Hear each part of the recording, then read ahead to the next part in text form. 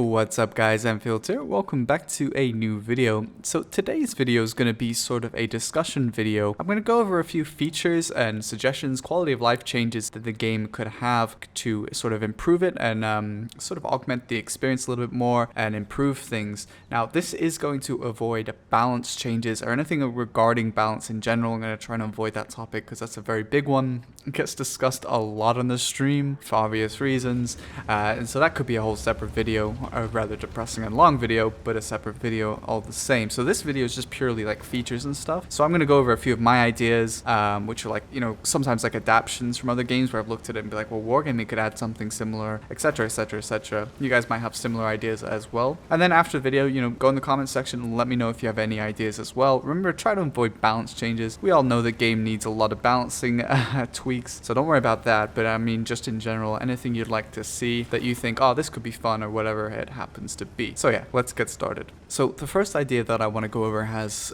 big significance because it is involved in the longevity of the game itself, and that's helping out brand new players. So those of you that are maybe really new players in the video comment section, maybe you've only been playing a few months or maybe up to a year, let me know what you think about this because your opinion is really important, how your experience was starting the game and what kept you going and that sort of thing.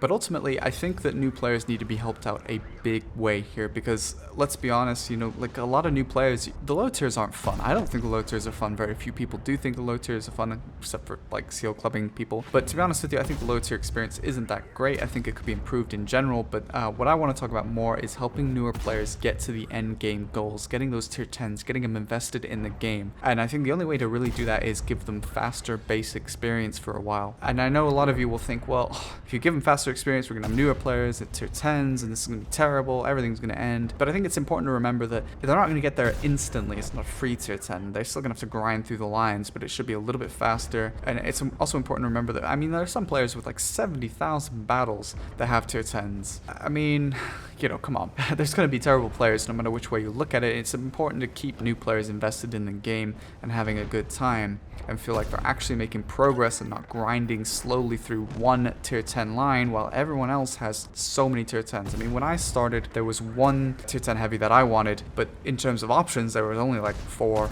tier 10 heavies, and there were only heavies, there wasn't any tier 10 mediums or TDs when I started playing, things like that. There really wasn't that much, so when you did get that one tier 10, it was a huge deal. Well, now if you get one tier 10, it's kind of cool, but then there's like so many, you might be like, I want that one, but it's intimidating, to get there. So I think we could look at other games. I play a lot of Black Desert, which is an MMO. In Black Desert, a new player are helped by, a great deal by the game in order to help them catch up to the current player base. So you look at, in that game, you have gear score and level. So that stuff is helped. New players are given attendance rewards and also faster experience. They get their own servers they can play on for 30 days that have boosted experience. Now, obviously, I'm not saying we should give new players their own servers, but I do think it would be a good idea to give them faster XP for like the first 30 days or something, just to help them a little bit more. Give them premium for the first 15 days. I honestly think the invite codes are so weak. I mean, they last like 3 days, give a little bit of premium. I mean, they're really weak. So I think that could be improved, packaged to help new players. I mean, what is Wargaming really losing if they're quitting so early anyway? Might as well help them out, It's how you get people addicted to things. You give them a little taste of the good life and they want more. So yeah, I think that could help a lot. I also think that Wargaming could do some other things to help them learn, improve the tutorials in the game, and that includes adding the Wargaming guides. A lot of the Wargaming guides are actually pretty good. There's some good explanations of the mechanics in the game. They make good guides, but no one ever sees them. I think you could add into the client itself a way to view those YouTube videos, embed them into the client. I think that would really help new players, as well as that you could also incorporate Twitch into it, allow people to browse Twitch through the in-game client. A lot of games do this sort of thing as well, so that would be really helpful, I think, for new players, so they could watch that and have easy access to that, and also would obviously help the streamers as well get more views and things like that. I mean, you could even like do what PUBG does and allow people to link their actual Twitch account to the World of Tanks account and things like that. Maybe you play a game and someone does really well in your game and you see that they're streaming in the after battle stats. Probably not during is a good idea, but after battle stats, sure, and things like like that. You could also give them more incentive rewards. So for example, if they play for 10 days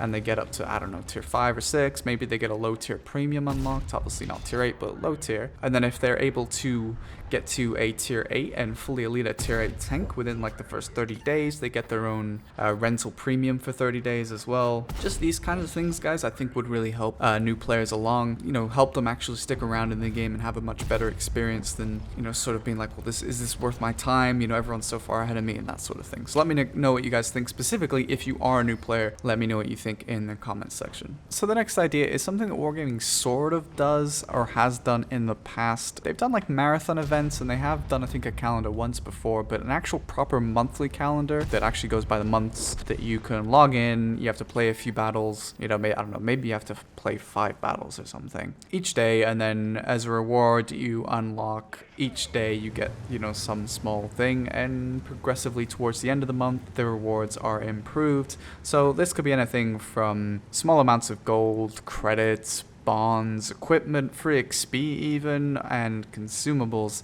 This sort of thing would just be a little gratitude for people playing. It doesn't have to cost a lot, it doesn't have to be a lot, but just something to give a little nod to people for playing the game would be, you know, I think would go a long way as a more consistent basis. You can still keep the marathons where you have to do a certain thing for a premium tank. That sort of thing is good, but, you know, just in general have a monthly calendar that people can feel that they're working towards something small each day, and, you know, it doesn't have to be a lot, but it would add up and mean quite a lot, I think, for people. So the next suggestion is a sort of quality of life change, and that's to allow more specific pings. Now, I think in terms of public battles, perhaps it's probably only better to limit this to platoons and not to everyone.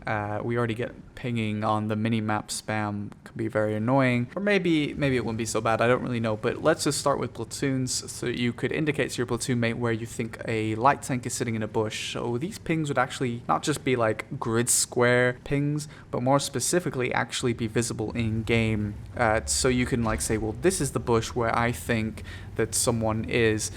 You guys have seen the artillery thing where it says, this is where I'm aiming as already, right? But something like that, a little bit smaller, that could be specifically viewed in the actual game itself and not just like on the minimap. And so that way you could actually indicate these sort of things to your platoon mates. You know, there's a light tank there, or there's you know, a TD sat in that bush or something, or this is where I'm going to push next. That sort of thing I think would be really cool, and sort of help people in games be more coordinated and things like that. Now, of course, this could be expanded so that it could be used more openly with a clan commander doing it, you know, in a clan war battle and that sort of thing as well. But I think it could be kind of cool and would help people coordinate battles a little bit better. So next up, I want to talk about something that may not even be possible, but I think it's worth talking about. Often you look at maps and you think, well, why isn't it changed to be like this? I often have the discussion in terms of balancing about what makes a map bad or good or whatever, and you look at a map like, well, why don't they just change this one thing about this map and then it's much more playable,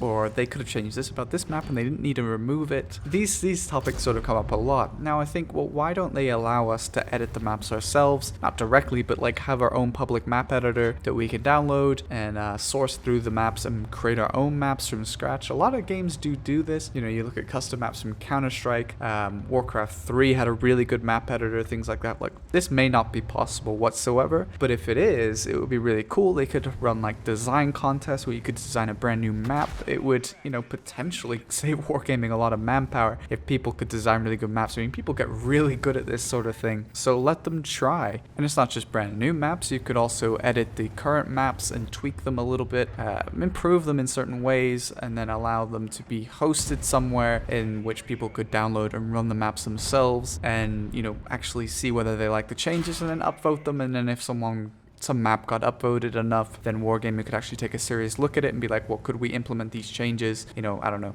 is this new version of Lakeville much better than the one we currently have in the game? And if it is, then let's make the change. So I think this could really help Wargaming, but I mean, seems like a bit of a stretch, but I thought I'd throw it out there just in case it is something that could actually be possible, because that would be pretty cool, I think. So for the final suggestion, we have RNG loot boxes, which is something that at least on the stream has gone over quite a lot. We talk about it quite often, but we haven't really seen anything like that in World of Tanks except for like one time during a Christmas event we had something similar to it. But while that seemed to be very popular with players, Wargaming never seemed to go any further with it. Now other games have proven that this is an incredibly popular system, something that people really enjoy. So I'm not really sure why there's been no sort of addition since that event. So it doesn't really make sense, but other games, this is a system that really goes over very well with players.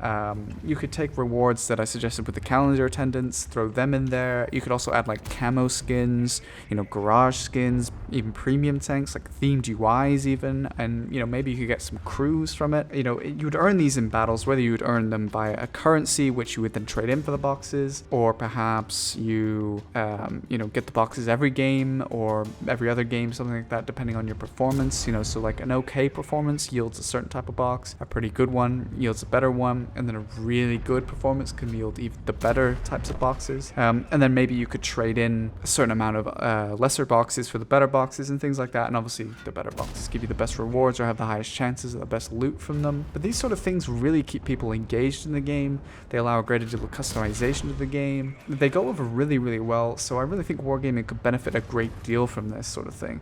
So I hope to see something like this in the near future at some point. But let me know what you guys think in this regard. Do you have other ideas for rewards, or maybe do you have other suggestions in terms of how the boxes should be obtained and that sort of thing? Let me know, guys. But that's pretty much it for suggestions that I have for right now. Let me know in the comment section what your suggestions are and what you think of my suggestions, because I think there's a lot of stuff that could be talked about here that could potentially, hopefully, Wargaming one day implement in some sort of way. So yeah, thanks so much for watching the video, guys. I hope you enjoyed, and I'll catch you in the next video.